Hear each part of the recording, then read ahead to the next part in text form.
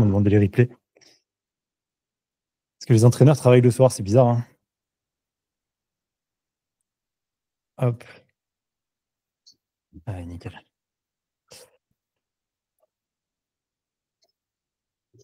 Alors, entraîneur de natation, il y en a 2. De basket, Guillaume, c'était vu en visio déjà. Sofiane, il est prépa dans le ski, sauf si ça a changé. Olivier, prépa dans le golf en ce moment. Laura, elle est coach. Ouais, golf, voile, pas mal de choses.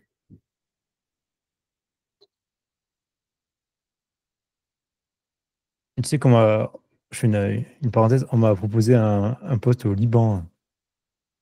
Je t'en parlerai, on essaiera de s'appeler. Ouais, Ça a l'air assez intéressant, mais c'est un peu chaud aussi le Liban en ce moment. ouais, c'est pour ça que j'hésite un peu. Allez, on va commencer tranquillement. Alors, je n'ai pas prévu de PowerPoint, hein. Le but, c'est vraiment d'échanger entre nous. Par quelque chose, en fait, qu'on m'a beaucoup remonté par message, c'est que des gens, en fait, stagnent beaucoup dans leur carrière. Alors, la problématique est assez récurrente, je pense, à tous les sports, en tout cas, toutes les personnes à qui j'en ai parlé et demandé pour préparer ce soir l'émission. Tous m'ont dit un peu les mêmes choses. Donc, je me suis posé la question de savoir vraiment pourquoi et qu'est-ce qu'on pouvait faire pour changer ça. Donc voilà. Entraîneur de rugby féminin élite. Ok, super. Il y a vraiment tous les sports, c'est intéressant. Déjà, première question, et vous pouvez répondre bien évidemment dans le chat ou prendre la parole, il n'y a vraiment aucun souci. C'est est-ce que vous êtes en poste, vous, depuis plus de 5 ans? Ça, c'est une première bonne question.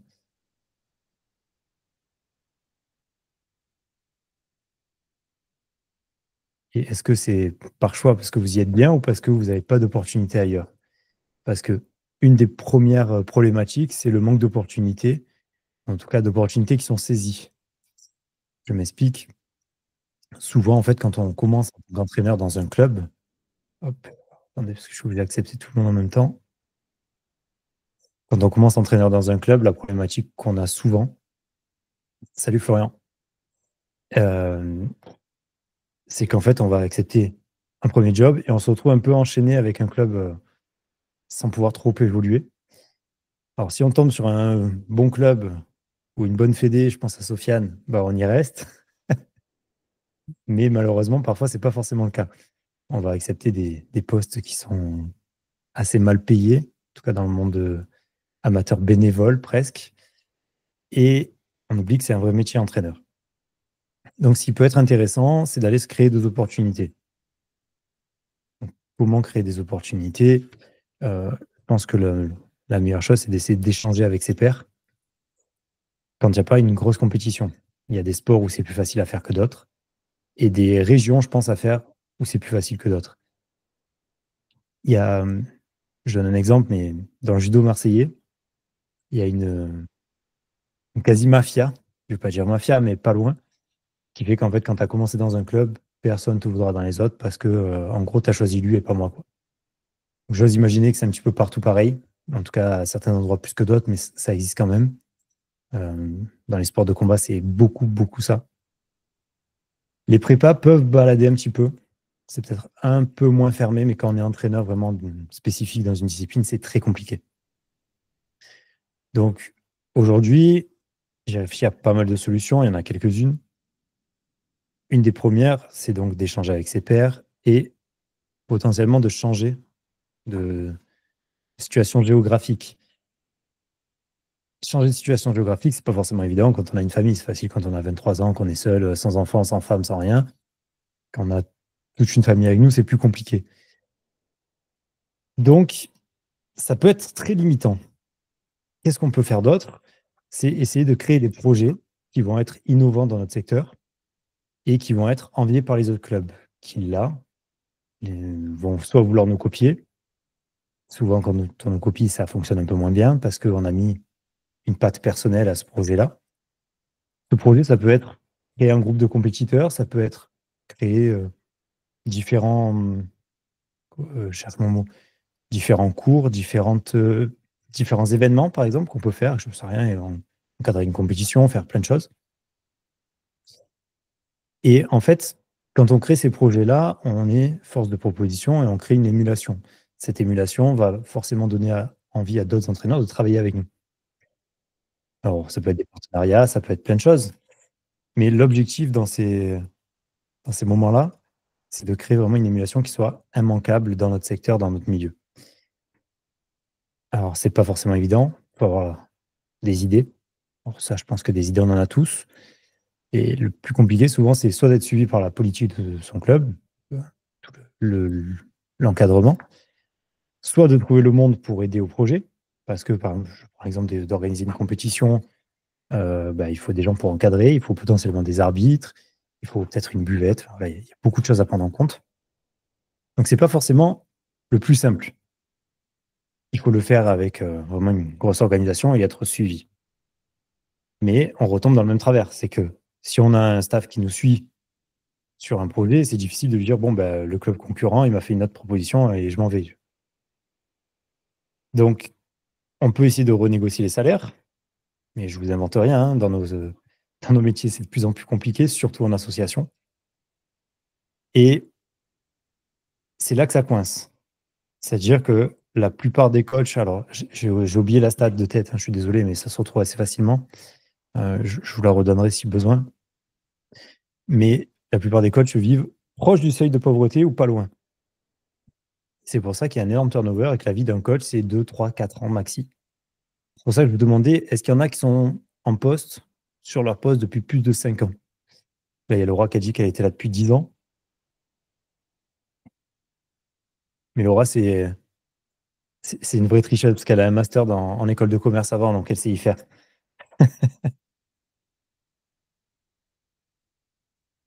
Non, Delby, ça fait combien de temps, Delby, que tu y es, toi? 3 ans. Ok. Et les autres?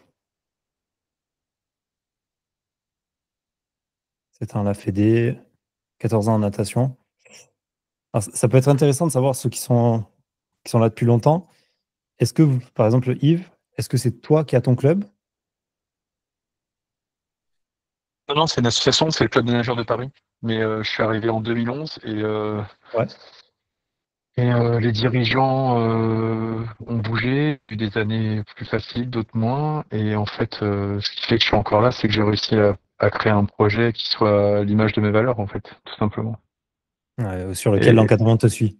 ouais, voilà, ça fait qu'on a Ouais. construit un projet en commun et c'est chaque éducateur du club est dans le projet et c'est pas chacun fait sa sauce de son côté et te file le bébé quand il est bien essoré, quand il passe de catégorie, quoi. C'est l'avantage.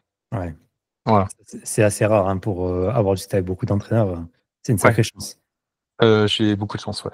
C'est Mm. pour ça que je reste, sinon je serais parti. Ah, tu m'étonnes. Restez-y longtemps. Ouais, voilà. Et en plus, mes Euh, enfants ont été dans ce parcours-là, donc enfin voilà, j'ai vu évoluer les choses comme ça, en fait. et c'est quoi, par curiosité, c'est quoi comme projet? C'est vraiment un projet de haut niveau? C'est quoi? Alors, le projet de haut niveau à Paris, je te cache pas que c'est un peu compliqué, parce que les parents sont plus sur un projet de haut niveau scolaire, et donc en général, jusqu'à la terminale, on les a, et après c'est compliqué. Et ensuite, ça a été à certains moments des projets qui ont été vers le haut niveau. On a failli avoir une athlète qui aurait pu faire le championnat d'Europe senior en 2020, mais il y a eu le Covid, donc voilà, ça a été un peu compliqué. Et aujourd'hui, l'idée, oui, c'est d'accompagner les athlètes vers on va dire, l'accès au niveau, c'est-à-dire équipe de France jeune. Enfin, tu vois, pour moi, c'est pas du haut niveau. Donc après, l'INSEP, Font-Romeu ou des grosses structures comme Marseille, Nice ou quoi vont plutôt prendre le relais, je pense. Voilà. Ok. Et c'est OK pour moi, hein, comme ça, tout va bien. T'as dû voir l'épisode avec Romain Barnier? Oui, Robin Barnier, et puis Fabrice, tu vois, Fabrice, j'ai échangé avec Fabrice Pellerin, que tu as déjà interrogé. On a échangé sur justement le projet du club. Donc, non, non, enfin, oui, il y a pas de souci. J'ai envoyé des nageurs à Marseille, j'ai envoyé des nageurs à Antibes. Donc, pour moi, ça a été une formation accès au niveau depuis des années. Donc, sur Paris, de toute façon, c'est compliqué de faire autrement avec l'école, enfin, c'est les créneaux dans les piscines. Enfin, c'est une vraie galère, quoi. Et Ouais. pourtant, j'ai un truc de dingue, bassin de 50, bassin de 25, salle de muscu, j'ai tout pour y arriver. T'as les conditions parfaites. Vraiment, reste Exactement. ici. Voilà. Laurent, entraîneur gardien de but dans le foot depuis 5 ans, en club ou en fédération. Question, c'est est-ce que vous êtes resté dans le même club, comme vous dites depuis 3 ans, c'est 3 ans dans la même structure, ou est-ce que vous avez baladé à droite à gauche? En fait, ouais, je te parlais de Romain Barnier parce qu'ils ont mis un projet énorme sur le Cercle des nageurs de Marseille. Alors, ça manque de formation, mais ils ont un vrai baladé droite à gauche. Ok. Ils ont un vrai projet de haut niveau et tout tourne autour de ça en fait dans le club. Donc, ça permet aux entraîneurs de rester parce que il y a un projet qui est structuré et clair. Et pour avoir baladé avec beaucoup d'entraîneurs, beaucoup de clubs différents, en tout cas, pour en avoir discuté avec eux, si l'éducateur est l'éducateur principal et que c'est son asso, oui, il va pouvoir créer quelque chose. Alors, si financièrement ça tient, bien évidemment, ça dépend où et comment. Mais par contre, j'ai l'impression que quand on a certains, je vais dire chanceux, je ne sais pas si c'est de la chance ou pas, mais certains éducateurs sportifs qui sont salariés de leur structure, ça devient assez compliqué d'avoir un vrai projet qui soit organisé et qui soit périn sur le long terme. C'est pour ça que je disais que tu as de la chance parce que c'est quelque chose qu'on voit assez rarement. Euh, Aujourd'hui, il y a un autre frein aussi au changement de club, souvent. C'est quand on a passé 1 an, 2 ans, 3 ans dans une structure, c'est difficile d'y sortir, même si on n'y est pas très bien. Parce qu'on le fait toujours, on a toujours cette chose qu'on dit. Hein. C'est voilà, pour les gamins, hop, je reste pour les gamins, je reste pour mes sportifs parce que j'ai pas envie de les abandonner. Et en fait, en faisant ça, on se met complètement de côté et nous, on n'évolue plus. Je sais pas, sur les 2 dernières années, question qui peut être intéressante pour faire avancer le débat, c'est combien est-ce que vous avez fait de formation, que ce soit privé ou sur une fac ou à la Fédé? Combien de formations vous avez faites sur les 2 dernières années? 4 ans dans ma première structure, puis 1 à 2 ans dans les suivantes. Ok, Antoine. Ouais, il y a quand même un gros turnover, c'est ça qui est assez fou, quoi.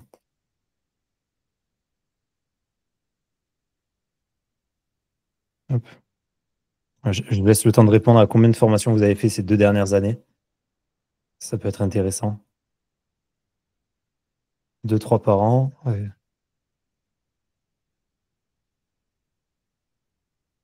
4 formations. C'était quoi? C'est des formations privées? C'est avec la Fédé? Comment ça se passe? Sofiane, j'imagine que c'est avec la Fédé, toi?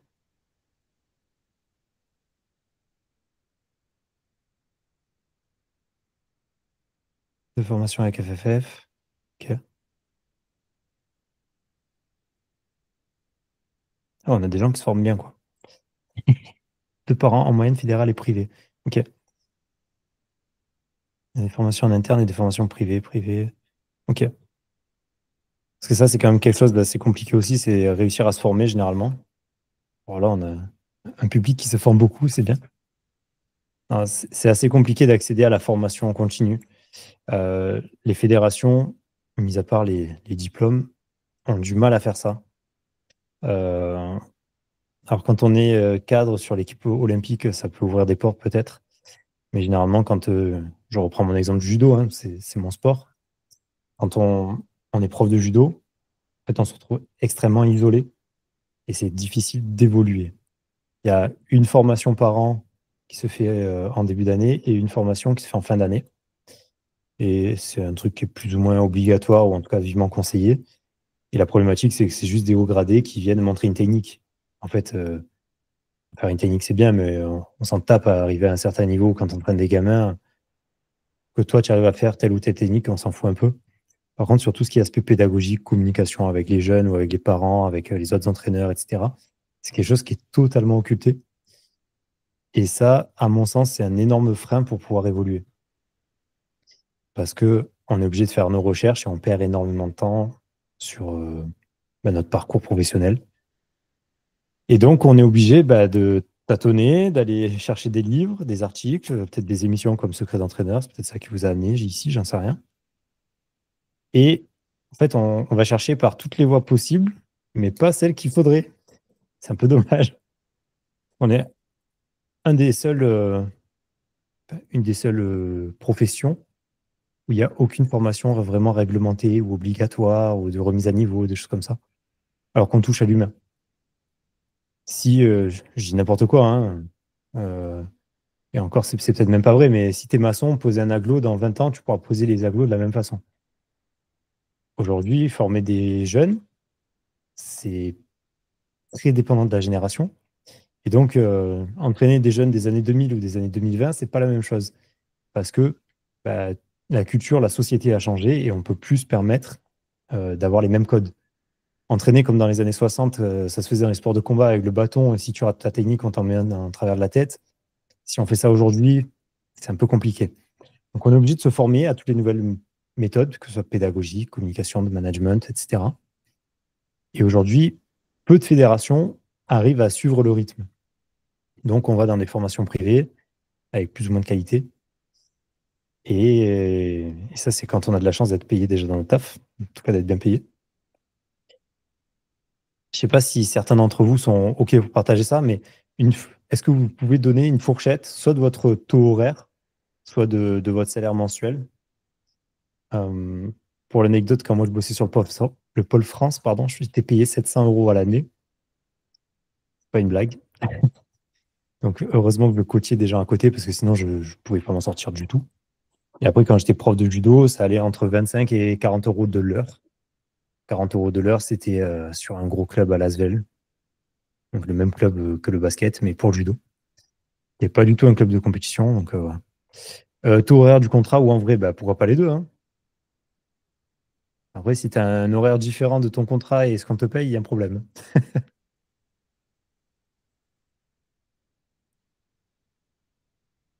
À 50, ok.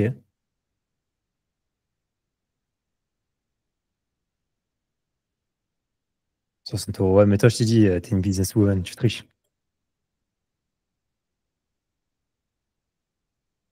Et c'est ça qui est assez dingue, c'est qu'aujourd'hui, dans les opportunités aussi qu'on rate, il y a l'opportunité du one-to-one dans les sports. C'est-à-dire qu'en fitness, faire du coaching individuel, ça se fait sans aucun souci. Mais voilà, j'en discutais encore avec une prof de judo il y a quelques jours. Je lui disais, mais pourquoi tu fais pas de l'individuel sur le judo, comme le font en jiu-jitsu brésilien, ça fonctionne très bien, pour les adultes? Elle me dit, non, mais on n'a jamais fait ça, on fera jamais ça, ça se fait pas, quoi. Alors qu'en fait, c'est là où on peut vraiment créer une plus-value euh, pécuniaire sur nos clubs, que ce soit asso ou structure, on s'en fout, hein, mais le SMIC pour un 35 heures, officiellement, en réalité, très bonne question.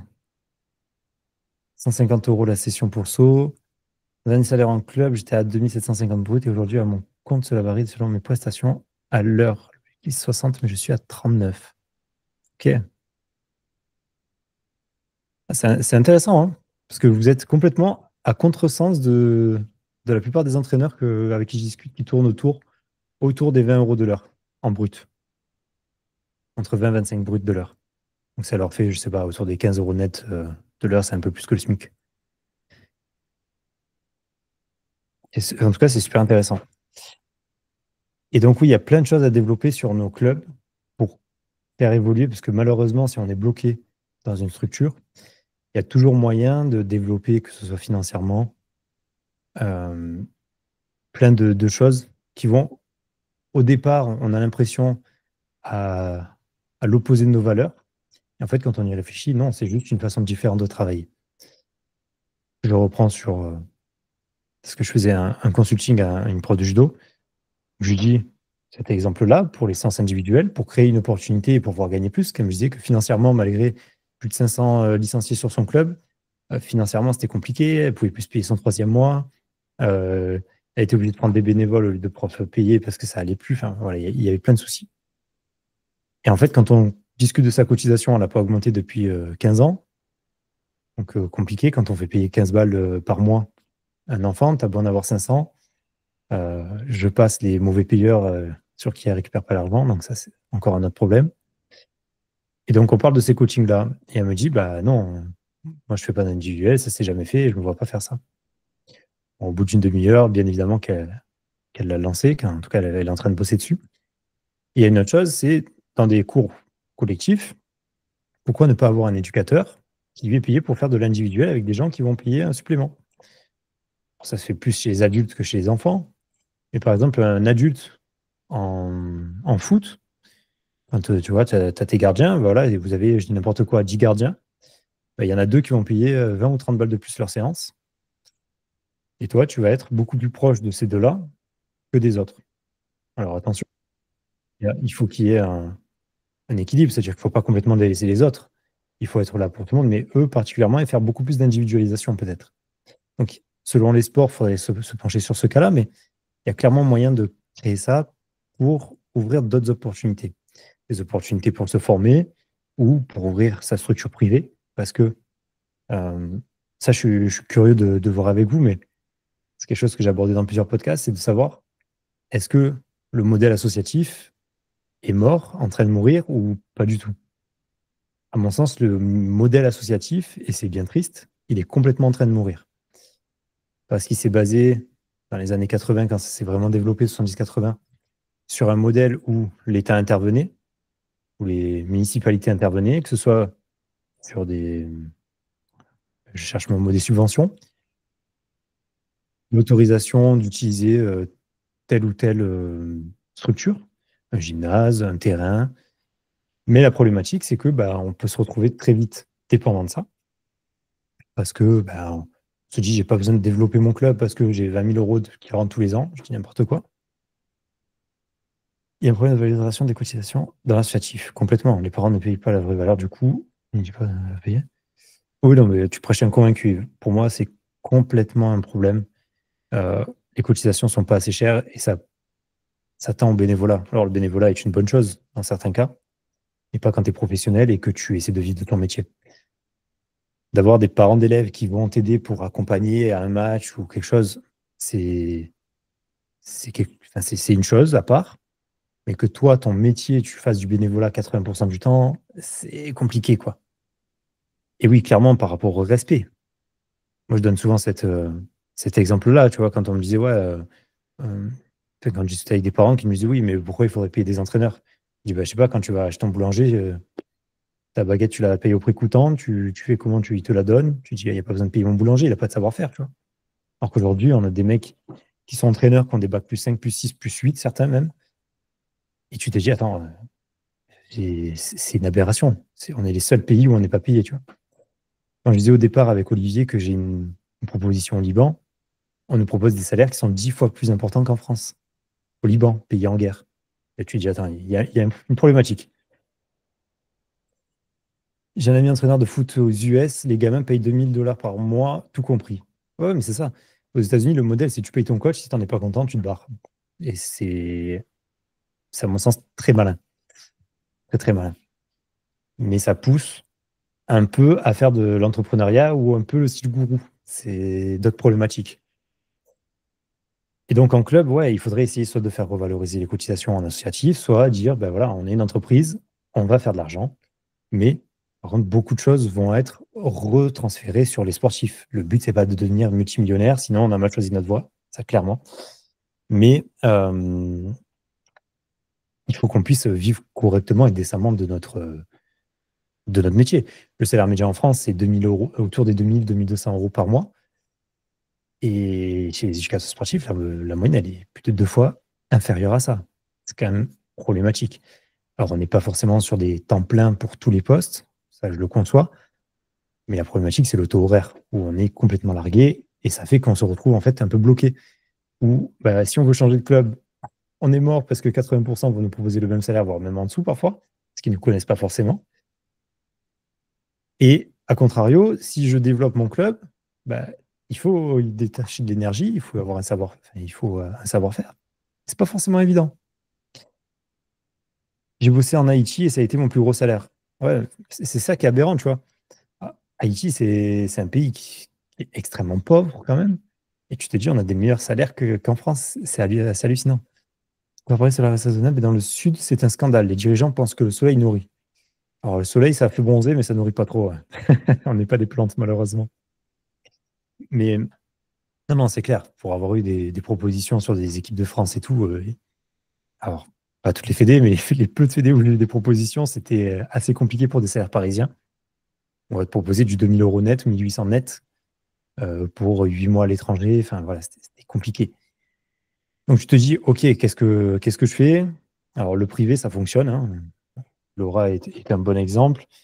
Moi, je pense que je l'ai été aussi quand j'avais monté une salle privée, justement parce que je stagnais dans le judo. Je me suis dit, bah, franchement, moi, voilà, j'avais un problème avec la politique de la Fédé. Alors, c'est personnel, hein, il y en a peut-être que ça convient, moi, pas du tout. Et je me suis dit, on essaie de brider les athlètes, on essaie de brider les entraîneurs qui essaient de créer des choses novatrices, donc je vais créer ma structure privée. Je n'y connaissais absolument rien. Et finalement, j'ai lancé une salle qui faisait à peu près du 300 000 € par an, entre 250 et 300 000, en faisant que de l'individuel. Donc là, ce n'était pas une salle fitness park, c'était vraiment un concept particulier, où je faisais de la prépa physique, qui est mon domaine de prédilection. Je me sens plus à l'aise, en tout cas, que d'enseigner le judo aujourd'hui. Et ça a commencé à très, très bien tourner, très rapidement, parce qu'on faisait de la qualité.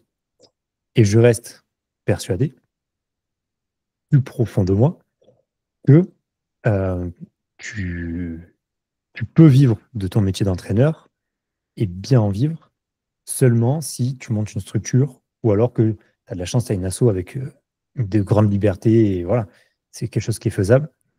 Mais dès que tu es associatif, les gens ne veulent pas payer. C'est très bizarre en France. Alors quand tu es en société, les gens sont prêts à lâcher 2 à 3 fois plus d'argent, quoi. C'est pour les mêmes services. C'est assez hallucinant. Une Fédé m'a proposé d'entraîner un athlète potentiel médaille au JO 5 fois par semaine pour 2 000 € l'année. Ouais, non, mais ça ne m'étonne pas. J'avais 70 gamins sur le pôle France et je faisais plus de 45 heures par semaine et on me proposait 700 € l'année. Ça ne me payait même pas les frais d'essence. Alors c'était aberrant, quoi. Et donc oui, pour revenir sur le modèle entrepreneurial, c'est quelque chose finalement de pas si compliqué que ça à mettre en place,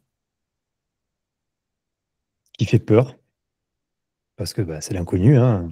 On n'a plus notre salaire forcément, mais qui peut être extrêmement lucratif et surtout nous libérer du temps à terme. Alors oui, les 6 premiers mois, voire la première année, vous ne libérerez pas de temps. On ne va pas mentir.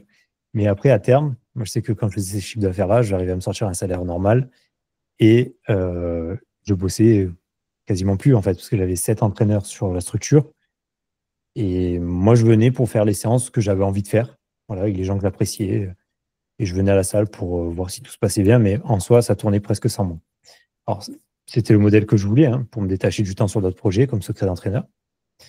Aujourd'hui, cette salle, je ne l'ai plus. Je l'ai vendue justement pour me mettre à 100% de temps en secret d'entraîneur et essayer d'offrir aux personnes qui nous suivent le maximum de qualité. Donc voilà, c'est mon boulot à temps plein aujourd'hui. Alors, je me paye beaucoup moins qu'avant. Mais l'objectif, c'est d'essayer de faire évoluer le sport de manière générale et le métier d'entraîneur. Parce que je pense que c'est un excellent métier qui a un impact sur la société qui est énorme. Et de voir des entraîneurs stagner comme ça à H24, moi, ça me rend malade. Donc, pour les structures privées, il y a moyen de faire gagner beaucoup d'argent en misant particulièrement sur les publics qu'on oublie, c'est-à-dire les adultes, parce que on n'a qu'à regarder les chiffres des Fédés, hein. Pour la plupart des sports, c'est 60-70% d'enfants de moins de 15 ans qui font les licences. Et les adultes disparaissent totalement. Ils sortent de ce spectre-là. Alors, pour des raisons professionnelles, des raisons familiales potentiellement. Mais on va dire que quelqu'un qui travaille 38 heures par semaine, il a quand même du temps libre. Alors certes, il y a une gestion des priorités, c'est un autre débat, mais on a moyen de capter ces gens-là. Aujourd'hui, avoir sa structure privée, ça se permet de se détacher des contraintes qu'on va avoir avec une mairie, avec des locaux communs, etc. Alors, bien évidemment, je ne vous dis pas qu'on va créer un stade de foot. J'avoue, c'est compliqué, selon les sports. Mais il y a toujours des stades dispo, et voilà, il y a toujours des moyens de louer des stades semi-privés, etc. Il faut juste se renseigner, mais c'est quelque chose qui est vraiment faisable.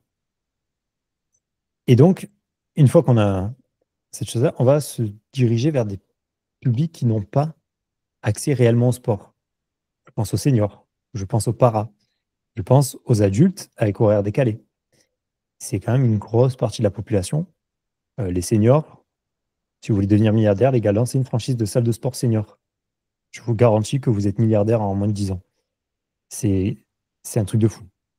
Alors, ils ont des revenus qui ont de l'argent. Alors, pas tous, bien évidemment, mais la plupart en ont. Du patrimoine, ils peuvent s'appuyer dessus pour être tranquille. Et surtout, ils ont du temps. Et ils cherchent à se sociabiliser souvent pour ne pas rester seuls. Donc, si tu crées dans ta structure, j'en sais rien, moi, un cours senior par jour ou par semaine au début, hein, tu peux commencer tranquille. Et tu fais croître comme ça. Pareil avec les paras. Les paras, il faut savoir qu'il y a beaucoup de villes qui veulent développer ça. Et là, ils lâchent des subventions. Donc là, ça peut être intéressant, même si tu n'es pas en association, si tu es en structure entreprise, tu peux avoir des centres qui vont payer ça et qui sont subventionnés par les mairies. Donc, c'est peut-être pas les mairies directement, mais c'est ces centres-là qui sont à la recherche d'activités énormément pour ce public-là et c'est très compliqué pour eux d'en trouver. Là, je vous garantis que le taux horaire, il explose, hein. C'est plusieurs, au moins 100, 150 balles de l'heure, assez facilement. Et ensuite, les adultes en horaire décalé. Je vois, j'avais un autre consulting sur un dojo qui est sur Marseille. Et il a son dojo qui dort 80% du temps. Et je dis, pourquoi tu ne fais pas des cours en début de matinée, donc vers 7-8 heures du mat, entre midi et 2? Je dis, je sais pas, j'avais jamais pensé. Pour moi, c'était que le fitness. Je dis, franchement, moi, perso, faire du judo entre midi et 2, ça me plairait bien, quoi. Plutôt que d'aller au fitness courir sur un tapis et regarder un mur blanc, autant aller s'amuser, quoi. Et donc, il a commencé à développer ça et ça fonctionne extrêmement bien. C'est-à-dire qu'aujourd'hui, c'est ses cours quasiment les plus remplis et ça donne une base pour les adultes qui vont aussi potentiellement revenir le soir. Donc, quand tu vends ton adhésion sur un nombre de cours par semaine ou un accès en illimité, etc., tu peux avoir beaucoup plus de monde. Et qui dit du monde dans les cours, dit en fait effet boule de neige, où il y a de plus en plus de monde qui vient parce que quand tu fais des sports co et que tu te retrouves à 3 sur le terrain, tu te dis bon, on se fait chier. En sport de combat, c'est un peu la même chose. Si tu es à 2 et que tu tournes à 2 pendant 1h30, tu te fais chier aussi. Donc voilà, c'est créer cette émulation-là qui est difficile au départ, mais qui peut être vraiment salvatrice. Pas si simple pour le para. Un an d'effort pour rien avec une grosse mairie qui n'a pas de club en J, mais ne souhaite pas investir. Alors, c'est là, ce que je dis, il y a certaines mairies. Donc là, c'est vraiment mairie dépendant. Et ce n'est pas forcément les grosses villes qui vont, comment on appelle ça, qui vont développer vraiment le para. Généralement, c'est des petites mairies je dirais de 10, 15, 20 000 habitants, ou alors des centres sociaux qui sont spécifiquement là-dessus. Pour l'exemple, un entraîneur que je connais, lui, il est beaucoup avec un centre de trisomie, enfin 2 centres de trisomie, je crois, et un centre pour les jeunes en foyer. Donc, c'est pas du para, mais c'est des jeunes qui sont soit en maison de redressement, soit voilà, avec des grosses problématiques de comportement, des jeunes qui sont un peu dans la merde familialement. Et donc, il bosse avec ça et vraiment, il se fait des salaires incroyables, mais vraiment incroyables pour très peu d'heures. Donc voilà, c'est des choses qu'on peut débloquer pour éviter d'avoir un emploi qui stagne, où on va vite se faire chier et on va se dire, bon, en fait, je vais aller être fonctionnaire. Genre, j'ai rien contre les fonctionnaires, hein, je vais être employé de mairie pour être tranquille. Et puis, voilà, mon salaire, on oublie un petit peu. J'aurais mis 500 balles par mois, mais au moins, j'aurais plus que dans mon club. Et je trouve ça vraiment dommage parce qu'on a moyen de créer des choses intéressantes. Est-ce que vous avez déjà tenté de développer certaines des idées que j'ai mis en place là? Je vous ai présenté. J'attends vos réponses tranquillement. Vous avez le droit de prendre la parole, hein, vous ne vous gênez pas pour désactiver les micros, hein.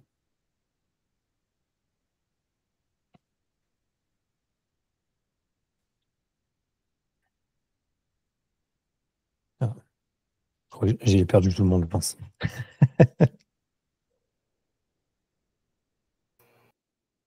Alors, Julien, si je peux me permettre, je pense que ça peut être très, très différent, d'abord selon les sports, pour plein de raisons. Il y a des sports qui sont habitués à payer. Je pense les gens savent que s'ils veulent prendre un cours de golf, ils vont payer le pro de golf. Ils savent s'ils veulent prendre un cours de tennis, ils vont payer le prof de tennis. L'athlétisme, par exemple, ça ne vient pas à l'idée des parents de payer un cours d'athlétisme. On paye une licence à l'année, on paye 120 balles et encore on se fait engueuler si on ramène le gamin une demi-heure en retard alors qu'on l'a amené en bus à l'hôtel, machin, etc. Et que en 2 déplacements, il a cramé le prix de sa licence à l'année, quoi. Complètement. D'accord. Et puis je pense que c'est dépendant aussi selon les régions. Il y a des endroits où effectivement il y a peut-être des mairies qui sont prêtes à investir sur certaines choses. Il y a des régions où c'est pas le cas. Moi, dans le sud-est de la France, tu as des grosses mairies. ils ont tellement de notoriété qu'ils s'en foutent complètement d'investir sur du sport ou des choses, des projets de handi, par exemple, etc. Donc, Ouais, complètement. prend d'un endroit à l'autre. Complètement. Bonne soirée, Yves. À bientôt. En fait, par exemple, je prends le golf et le tennis, tu t'adresses quand même à une catégorie socio-professionnelle qui est élevée, pour ne pas dire très élevée. Et donc, ben, tu vas forcément avoir des gens qui ont l'habitude de payer des prestations, que ce soit du coaching, que ce soit n'importe quoi, tu vois. Donc, c'est plus facile dans la culture. Et c'est des sports qui sont, alors pas pour le tennis, mais je pense au golf, mais qui est très peu développé chez l'enfant. Pas dire quasiment pas. Voilà. Tu as quelques académies, mais ça reste quand même très anecdotique et c'est assez mal vu, j'ai l'impression, pour avoir discuté avec certains entraîneurs de golf. Donc, effectivement, ça dépend des sports. Et je pense que ce changement de mentalité, c'est à nous de l'apporter. Alors, pas forcément brusquement ou brutalement, hein, mais en disant, voilà, la licence de base, c'est ça, et il y a possibilité de payer des services complémentaires. Ces services complémentaires peuvent viser à améliorer la perf, avoir un accompagnement plus individualisé sur certaines séances. Enfin, voilà, il y a plein de choses possibles et imaginables. Je pense que c'est quasi infini, hein. Vous aurez peut-être des bien meilleures idées que moi. Mais c'est quelque chose qu'il faudrait qu'on arrive à développer sur le moyen long terme pour faire valoir la profession d'entraîneur et, et pouvoir se rémunérer correctement, pour pouvoir faire évoluer nos professions et pas tous rester à un niveau très basique d'éducation où on fera le même taf toute notre vie parce que on peut rien faire d'autre, quoi. Moi, je pense qu'il y a surtout un secteur sur lequel les parents seraient éventuellement prêts à investir, c'est sur l'éducation de leurs gamins. Et la plupart du temps, ce que je vois dans beaucoup de sports, c'est qu'ils sont finalement un petit peu déçus des fois de la façon dont leur gamin est éduqué quand il va dans les différents sports, parce qu'ils commencent relativement jeunes et que très souvent, malheureusement, pour plein de raisons, d'abord à cause des parents eux-mêmes, parce que quand ils mettent leur gamin, je vais prendre un exemple tout bête, mais quand ils mettent leur gamin au foot, ils ne comprennent pas que pendant une demi-heure, on fasse un échauffement où le gamin va faire, par exemple, des étirements ou de la coordination. Pour eux, il faut qu'il joue au foot, point barre. Donc, c'est les premiers fautifs. Mais néanmoins, c'est les premiers à se plaindre aussi que leurs gamins, ils sont mal formés, qu'on ne s'occupe pas de leur éducation correctement dans les clubs sportifs, etc. Et finalement, quand on regarde bien, le plus important pour avoir un sportif abouti à un certain âge, c'est la formation qu'il a eue. Et si on a emprunté les bons chemins dès le départ, c'est beaucoup plus simple. Et là, je pense qu'il y aurait éventuellement des choses à réfléchir. J'ai peut-être passé l'âge maintenant, mais à un moment donné, je m'étais posé la question de monter un club sportif, un club qui ne soit pas sportif, pardon, un club d'éducation motrice, d'éducation physique, et qui ne soit pas relié à une fédération. C'est-à-dire que le gamin ne vient pas pour faire du tennis ou du football ou du judo. Il vient pour toucher à tout, pour apprendre à jongler, à s'équilibrer, à courir, à faire plein de choses. Et je pense que c'est la meilleure formation à donner à un gamin, et ensuite il pourrait aller dans n'importe quel sport. Et là, par contre, il y a des parents qui sont prêts à payer et à payer un tarif correct pour qu'un entraîneur puisse se rémunérer là-dessus, pour qu'on s'occupe vraiment de l'éducation de son gamin. Je suis complètement d'accord. Et c'est quelque chose qui va arriver dans les prochaines années. Ça, c'est clair et net. Ouais, le seul problème, c'est qu'il faut trouver les installations pour le faire. Et ça, c'est pas simple. Parce que les mairies subventionnent les clubs sportifs, parce qu'en échange, ils attendent des résultats sportifs, ils attendent de la visibilité, etc. Et les problèmes éducatifs, ça leur passe un peu au-dessus. Ils estiment qu'ils mettent de l'argent sur les écoles primaires et qu'à partir du moment où les gamins sont à l'école primaire, normalement, ils ont des heures d'éducation physique prévues en primaire. Sauf que la réalité, c'est que dans 9 cas sur 10, voire 99 sur 100, c'est mal fait. Je suis complètement d'accord parce que malheureusement, les profs de primaire qui s'occupent la plupart du temps de l'EPS ne sont pas du tout formés pour ça. Et que les stades de développement, ils vont peut-être connaître les stades de développement cognitif, mais moteur et physique, pas forcément, quoi. Je ne sais pas si vous avez vu cette semaine l'annonce qui a été faite, mais la ministre de l'Éducation nationale a annoncé qu'elle voulait qu'à partir du mois de septembre, il y ait des tests à l'entrée en 6e, des tests entre guillemets athlétiques qui permettent. Les facultatifs. Voilà. Alors, ouais, fortement conseillé, mais effectivement, pas obligatoire. Et donc, mesurer la santé des élèves. Mais ce n'est pas nouveau en même temps. C'est pas nouveau. Moi, l'année dernière, j'ai été chargé de mission auprès de l'UNSS. J'ai fait à mi-temps, parce que j'étais sur la préparation olympique à côté, mais j'ai fait J'ai testé pratiquement 900 gamins dans des écoles, dans des collèges de la région de Cannes, Mandelieu, Antibes, etc. Tout ça pour obtenir des résultats qui disent ce que tout le monde sait déjà. C'est-à-dire que le niveau des gamins, il n'est pas bon. Il n'est pas bon, il est très faible. De toute manière, avec les discuté avec les profs de PS, ceux qui ont 30 ans de bouteille, ils te le disent, mais c'est catastrophique. C'est de pire en pire. Donc, voilà, il semblerait que l'éducation nationale dise bah tiens, il faut peut-être s'occuper de ça, mais on va les tester en 6e, on va voir qu'ils sont pas bons, et alors on va changer quoi derrière? Non, mais complètement. Et c'est pour ça que moi, je suis plus d'avis, c'est peut-être mon côté entrepreneur, mais de construire sans le ministère, sans rien, et dire voilà, nous, à notre échelle, qu'est-ce qu'on peut modifier? Ce qu'on peut modifier, c'est justement la prise en charge qu'on a avec les gamins, mais autant, enfin, il faut déjà savoir quoi faire. Alors, je dis avec les gamins, mais c'est pareil qu'avec les adultes. Quand on voit que les adultes sont de plus en plus sédentaires et qu'on a de plus en plus de problèmes, que ce soit du diabète, que ce soit de l'obésité, que ce soit de l'hypertension, ou des maux de dos, des TMS divers et variés, on sait que c'est toujours lié au manque d'éducation sportive et de niveau physique, de manière générale. Et donc, il y a plein de choses à développer sur les clubs. Mathéo qui dit travail individuel au basket, mais les dirigeants du club veulent ouvrir des créneaux gratuitement car ils veulent rester uniquement dans le prix de la licence. Et ça, clairement, tu peux leur dire de ma part, c'est une erreur qu'ils font. C'est-à-dire que une licence, alors il faudrait que tu me dises combien elle est, mais c'est toujours entre 20 et 30 balles par mois, max. Tu peux pas, enfin, tu peux pas payer des éducateurs sur autant de créneaux, 160 € l'année, ouais, même pas, on est à 15 balles le mois. À 15 balles le mois, comment est-ce que tu veux faire? Tu payes même pas les ballons, en fait, avec ça. Ah, j'exagère, mais c'est compliqué. Donc, tu vois, c'est ce principe de la gratuité qu'ont nos staffs, hein, nos dirigeants de club, qui crée des grosses problématiques. Et je pense que, comme le disait Olivier, si les gens comprennent que c'est dans leur intérêt, on reprend les cours d'éducation physique, comme il disait, mais que ce soit ça, ou de la motricité, ou du basket, ou des cours spécifiques dans nos clubs, c'est des choses qu'on peut développer et qui peuvent ramener du monde et qui peuvent ramener de l'argent. Alors, je ne dis pas qu'il faut faire payer 200 € par mois. C'est quelque chose qui serait un trop gros grand écart. Alors, 200 € par mois, c'est ce que payaient moi les gens sur ma salle. C'était le prix minimum, c'était 190 € par mois pour avoir une séance par semaine, plus l'accès en illimité à la salle.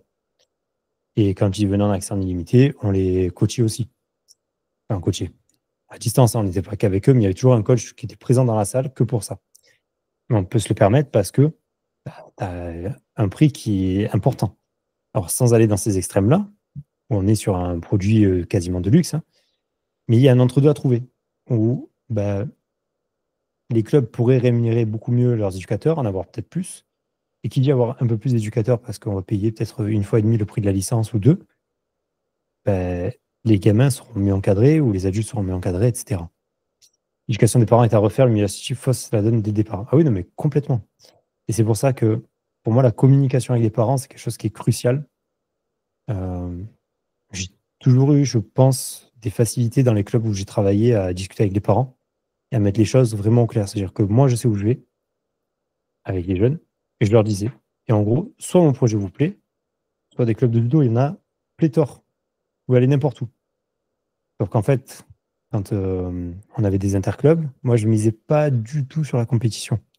Vraiment pas. C'est-à-dire qu'en dessous de cadet, voire junior, pour moi, la compétition, ça n'existe pas, quoi. J'y allais parce que les dirigeants de mon club me disaient samedi, là, il y a un interclub, il faut que tu y ailles.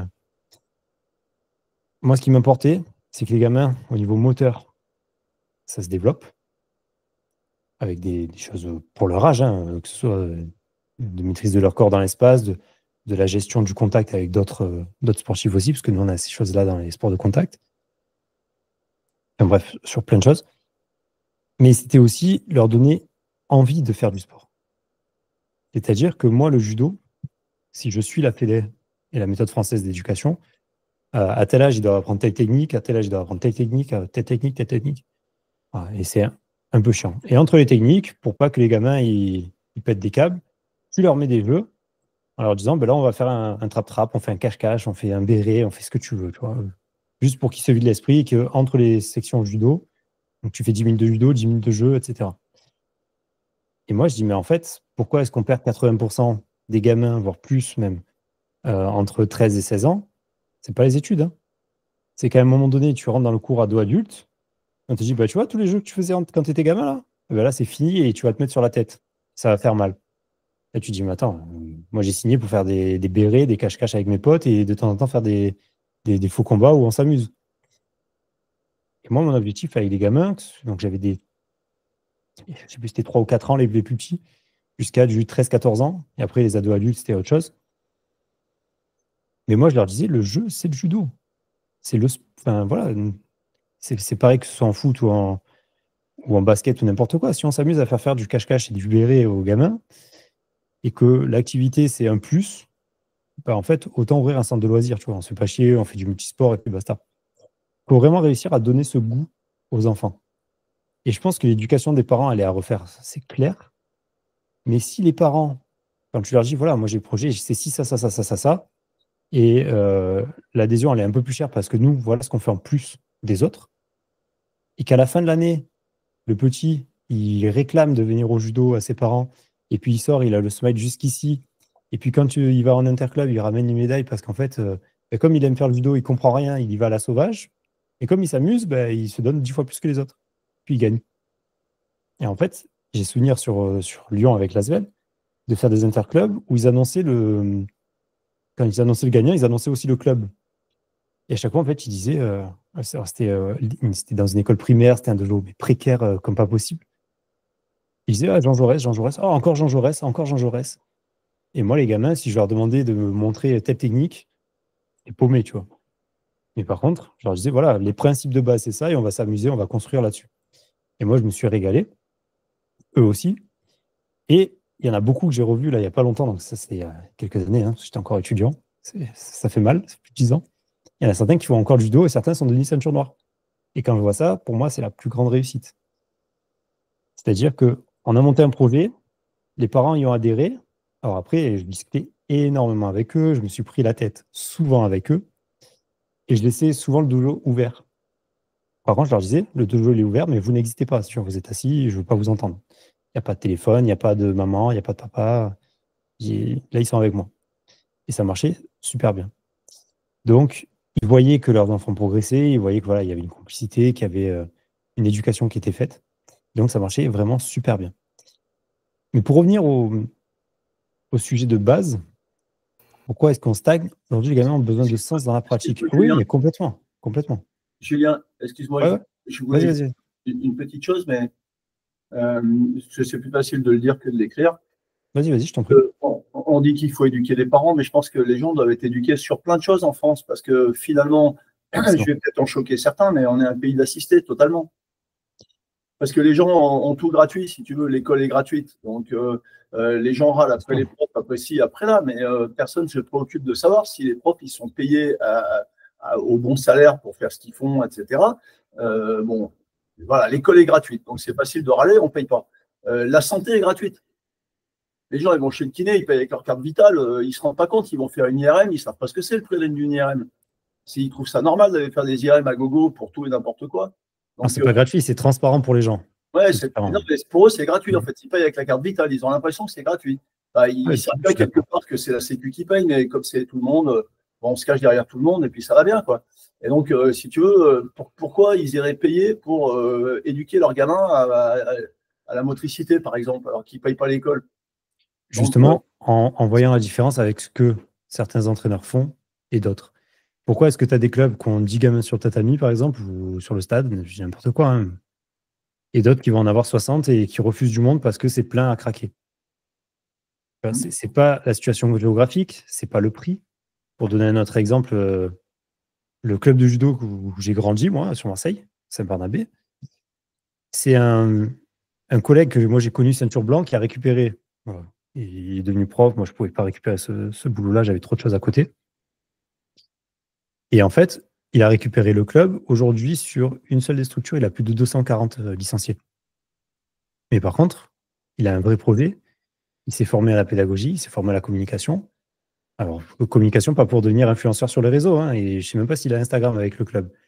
Mais il communique énormément avec les parents, il est extrêmement apprécié, et puis en fait, ça devient une figure du quartier. Et pourtant, des clubs autour, il y en a une quinzaine. Sans plaisanter, c'est un truc de fou. Dans le même arrondissement de la ville, il y a au moins une quinzaine de clubs. Et c'est celui qui fonctionne le mieux. Pourquoi? Parce qu'il a réussi à montrer aux parents, alors ça a pris 3, 4, 5 ans parfois, que lui avait un projet qui était différent avec les jeunes et qu'il ne cherchait pas forcément à faire des champions. Et ça, c'est une problématique qu'on a, nous, de notre côté. C'est que pour nous, les seuls projets viables, c'est la compétition et gagner des médailles. Alors qu'en fait, pour beaucoup de parents, il y en a toujours un qui veulent réaliser le projet Mbappé. Mais je pense que ça reste quand même une minorité. Pour la plupart des parents, ce qu'ils veulent, c'est que leur gamin il soit bien dans leur tête, dans sa tête, bien dans sa peau, dans son corps.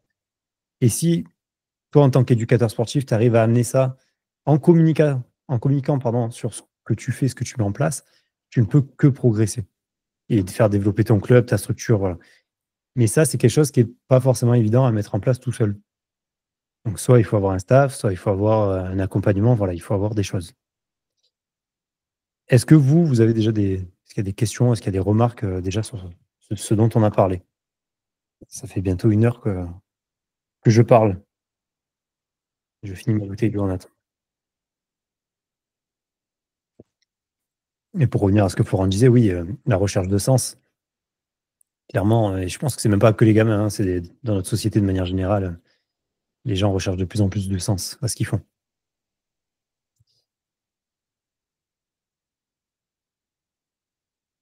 Ouais, pas de remarque. Alors, avec Secret d'entraîneur, vous savez qu'on communique pas beaucoup sur des choses payantes, si ce n'est le club des entraîneurs, où on diffuse du contenu, où Olivier a déjà sorti des articles d'ailleurs. Et aujourd'hui, moi, je voulais vous présenter la seule chose qu'on a mis en place, qui s'appelle un mentorat. Hop, si j'arrive à vous partager l'écran, ça peut être cool. Pour vous dire à quel point je suis habitué à ça. C'est quelque chose qu'en fait, on nous a beaucoup demandé et sur lequel j'ai finalement travaillé. Hop. Et comment on fait? Diaporama. Hop. Est-ce que vous voyez bien?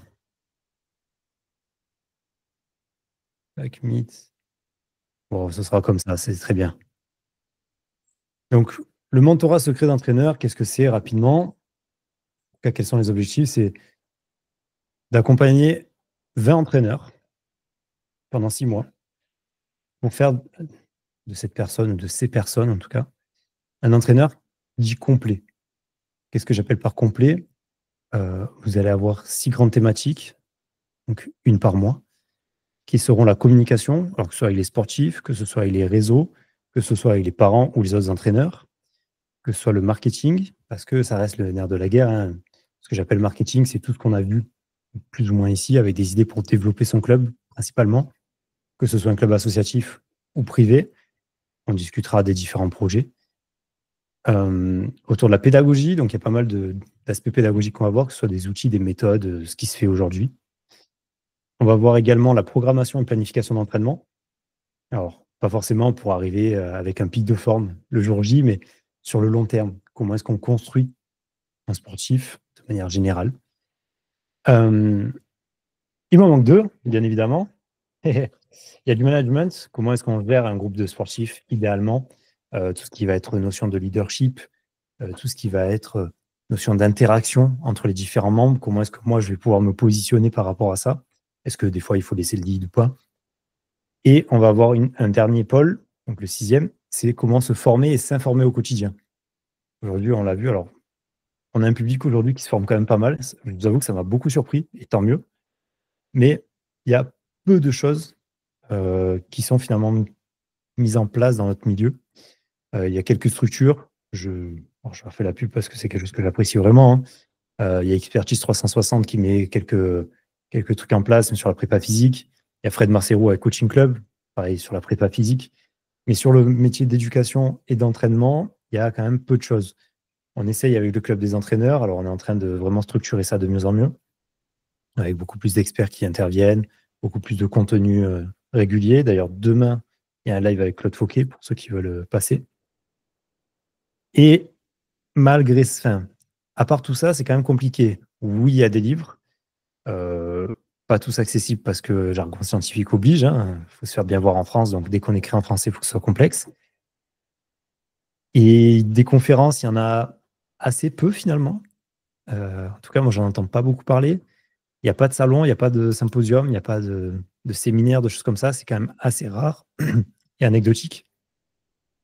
Ou en tout cas, ça tourne beaucoup sur le fitness et la prépa physique, sur l'éducation, l'entraînement, la motricité, la pédagogie. Je ne vais pas dire rien, parce qu'il y a peut-être des choses que je ne connais pas. En tout cas, je n'ai pas trouvé quoi que ce soit. Donc, l'objectif du mentorat, c'est de vous aider à vivre de votre métier du mieux possible, développer des compétences clés, donc, que je vous ai citées là. Pour moi, les compétences clés, c'est vraiment la communication, la pédagogie. C'est les deux essentiels au sens très large, vraiment au sens très large. Et se créer un réseau avec les plus grands experts français. L'objectif de ce mentorat, c'est d'être accompagné par des gens qui vont vous débloquer des situations. Je m'explique. Je veux développer tel ou tel projet. Moi, personnellement, il y a des choses sur lesquelles je vais pouvoir vous aider. Je sais rien, tu me dis, je veux créer une salle de prépa physique. OK. Ça, normalement, il n'y a pas trop de soucis, je le sais faire, je fais du consulting encore là-dessus, il n'y a pas de problème. Tu me dis, je veux lancer telle ou telle chose, il y a des choses, moi, je ne serais pas compétent. Aujourd'hui, on a la chance avec Secret d'entraîneur d'avoir quand même un réseau assez important d'experts. Et il y en a beaucoup qui sont OK pour accompagner j'aime pas trop le mot élève, mais on se comprend. Des entraîneurs étudiants, on va les appeler comme ça, vers la réalisation d'un projet. Alors, pourquoi un mentorat et pas une formation en ligne comme ça se fait beaucoup? C'est que moi, la formation en ligne, il y a un problème qui me gêne, c'est que c'est complètement impersonnel. Donc, l'objectif, nous, ça va être vraiment d'avoir une sorte d'hybridation avec un projet pédagogique. Ça, c'est vraiment donc le 4e point que je vous ai présenté sur la slide. C'est ce qui, moi, me tient le plus à cœur. C'est de dire, OK, toi, personnellement, tu as besoin de quoi? Une fois qu'on a ce besoin-là, défini ce projet-là, on crée une structure pour t'encadrer et te faire évoluer. Le mentorat dure 6 mois. Et le but, c'est qu'en 6 mois, ce projet pédagogique, il soit mis en place, ou en tout cas en voie d'aboutissement. Toutes les semaines, il y a un live de groupe avec tous ceux qui vont être mentorés pour pouvoir échanger, parler de problématiques, parler d'idées. Alors, les thèmes varieront à chaque fois, il y aura des échanges libres aussi. Et chaque semaine, 1 heure d'entretien individuel avec des experts ou avec moi directement pour t'aider à avancer sur ce fameux projet. En plus de ça, il faut compter une 50aine d'heures de cours en replay sur les 6 thématiques que je vous citais, donc communication, s'informer et se former au quotidien, la pédagogie, le marketing, le management et la programmation et planification. Ces cours seront pas accessibles entièrement dès le début. L'objectif étant que ce soit digeste, donc de créer 2 heures de contenu par semaine. Et autre chose, c'est que s'il y a beaucoup de personnes qui ont la même problématique, qu'on puisse faire évoluer les cours. Alors, il y en a quand même une grosse partie qui est déjà prise, mais faire évoluer les cours en fonction de vos besoins et des demandes qu'il y a. Si je fais tout un module pendant 1 mois sur la planification d'entraînement et que aucune des personnes qui sont dans le mentorat n'est intéressée par ça, bah, c'est dommage. L'objectif de ce mentorat, c'est que ce soit le plus modulable possible. Donc, peut-être que les cours que moi j'avais programmés, que j'avais prévus et enregistrés déjà sur la programmation et la planif, ça n'intéresse personne, c'est pas grave, ça sera un bonus. On vous le file et tant mieux pour vous. Tu vois. Et si tout le monde veut du management et de la com, ben on fera du management et de la com, il n'y a aucun problème. Donc, le but, c'est que ce soit le plus modulable possible. Ça s'adresse à qui, forcément? Je pense à la plupart des personnes qui sont là ce soir, c'est des entraîneurs, des éducateurs sportifs. Parce que quand on parle d'entraîneur, on parle souvent on a souvent l'image de l'entraîneur de haut niveau. Pour moi, l'entraîneur, c'est même celui qui va entraîner des gamins de 3-4 ans. On entraîne d'une certaine façon. Oui, on a cette casquette d'éducateur, mais on reste de base, pour moi, des entraîneurs. Ce terme d'entrain mais très important. Si tu es étudiant, ça passe aussi, et c'est accessible à tout niveau et toute discipline. Je ne t'apprendrai pas à arrêter un penalty, c'est pas du tout dans mes compétences et c'est pas ce que je veux faire. Moi, ce qui m'intéresse, c'est comment est-ce que tu vas réussir, par la pédagogie, la communication, à aider tes sportifs à arrêter leur penalty, pour revenir à l'exemple du gardien de but. Ça commence d'ici 3 semaines, donc le 28 avril jusqu'au 27 octobre à peu près. Voilà. Donc, hop là, comme je vous ai dit, 2 heures de cours par semaine. Il y aura des conseils de lecture, mais je vais sûrement faire beaucoup de résumés de livres, parce que Ce que j'aime bien, c'est lire. Je ne sais pas si ça se voit, mais j'ai 3 bibliothèques derrière moi qui sont pleines à craquer de bouquins. Pas tous sont bons, donc je vous épargnerai de lire les mauvais. Et l'objectif, c'est de vous donner en fait une base sur laquelle travailler après le mentorat. Parce que le mentorat, c'est 6 mois, c'est bien, mais le but, c'est pas vous relâcher dans la nature au bout de 6 mois. C'est de faire des points réguliers, toutes les semaines, ou toutes les 2 semaines, 3 semaines, un mois après, pour être sûr que votre projet déjà se déroule bien, qu'on puisse redriver. Et si jamais vous avez d'autres questions, qu'on puisse vous donner des conseils. Pour les rendez-vous et les entretiens individuels, bien évidemment, c'est à ta convenance. Donc, il y aura un planning sur lequel tu pourras te positionner. Voilà. Ça sera très facile à mettre en place.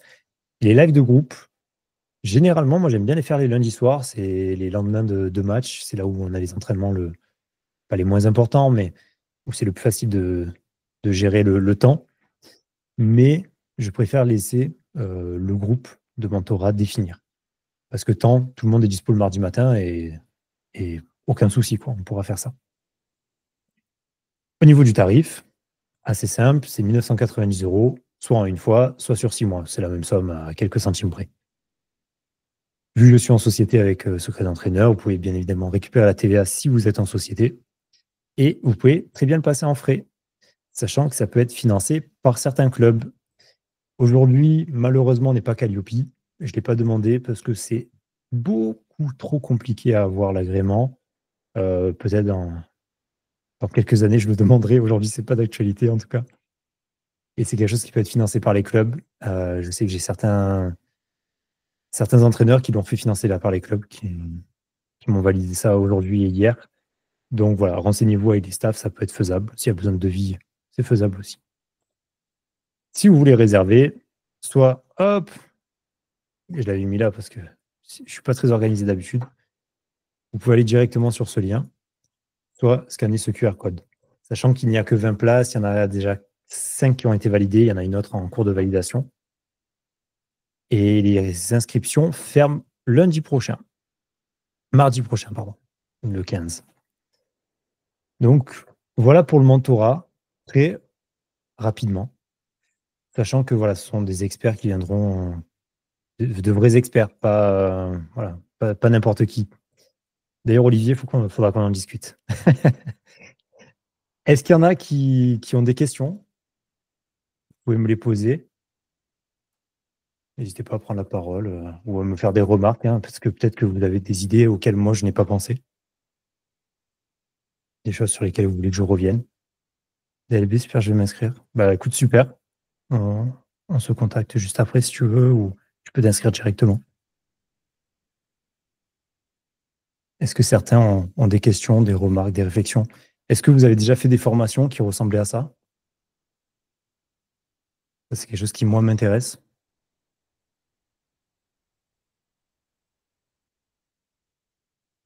Je vous laisse prendre la parole, hein, bien évidemment, si vous voulez. Hop.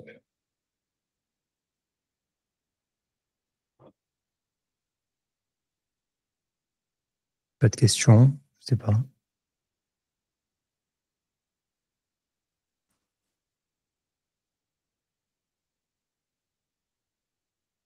Bon, bah, apparemment, j'ai été clair, ou alors je vous ai endormi, je ne sais pas trop. Oui, on peut se contacter, il n'y a pas de souci, DLB. Aucun problème.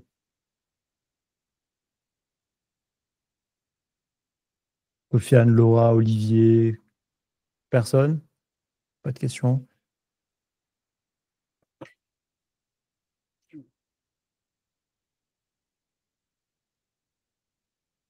Bah, écoute, si pas de questions, est-ce que vous voulez revenir sur certaines choses qu'on a vues peut-être au début? Ah, Dimitri qui nous rejoint.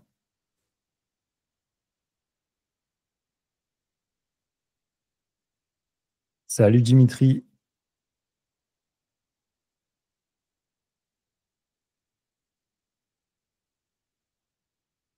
L'air. Bon, ça me rassure, ça. D'ailleurs, je passe bientôt à Annecy. Il faut que je retourne en Suisse et je vais faire un petit break vers Annecy. Je te téléphonerai pour qu'on essaie de se voir un peu. Je vais aller voir tonton Rudy, Romain et que je vienne te voir aussi. À la limite, on se fera un truc ensemble. Hop, je laisse. J'ai eu un message en perso. Ok. Ben, écoutez, s'il n'y a pas de questions, je vous laisse revenir à moi. Si vous avez des réflexions aussi par rapport au débat qu'on a eu avant, des choses, moi je suis vraiment dispo pour débloquer un peu cette situation de l'entraîneur qui stagne.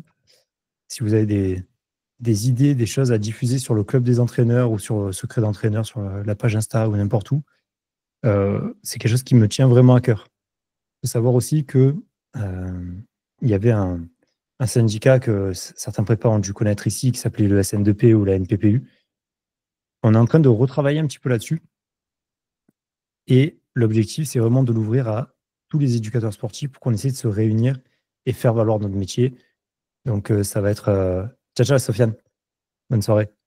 Donc, c'est quelque chose qui me tient à cœur. Si ça vous intéresse aussi, n'hésitez pas à nous envoyer un message sur Secret d'entraîneur parce qu'on devrait débloquer un peu la situation d'ici 2 à 3 mois. Donc, si faire partie de. Je ne vais pas l'appeler un syndicat, mais d'un groupement d'entraîneurs pour faire valoir les droits des éducateurs sportifs en France, ça vous intéresse. N'hésitez pas aussi à nous envoyer un message sur Secret d'entraîneur, ça peut être super bien. Et s'il n'y a pas d'autres questions, bah, on va cut le live ici. Je vous remercie d'avoir été là pendant plus d'une heure, un peu plus d'une heure. Si jamais donc vous avez le lien pour le mentorat, si vous voulez vous inscrire sur le club des entraîneurs, c'est aussi possible. Vous trouvez le lien partout sur YouTube ou sur notre Instagram. Et voilà, sachez que vous bénéficiez d'une semaine gratuite sur le club des entraîneurs et que ça peut être super intéressant. Il y a beaucoup d'articles, des résumés de thèses, des résumés de livres, un espace d'échange énorme où il y a des interactions. Donc voilà. Merci à tous et je vous souhaite une bonne soirée. DLB, si tu veux, tu peux m'envoyer un message sur Insta direct. Ciao, ciao tout le monde. Salut Julien, salut tous. Ciao, ciao Olivier. Ciao, ciao Laura. Salut Alexandre. DLB, si tu veux me parler ici, en fait, ce sera peut-être plus facile hein, avant que je cut.